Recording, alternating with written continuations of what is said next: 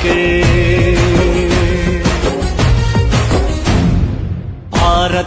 ಭಾರತದ ಪ್ರಜೆಗಳಾದ ನಾವು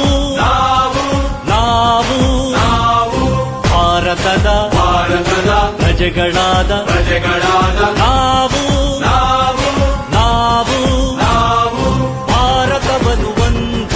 ಭಾರತವನ್ನು ಒಂದು ಸಾರ್ವಭೌಮ ಸಮಾಜವಾದಿ ಭಾರತವನ್ನು ಒಂದು ಜಾತ್ಯತೀತ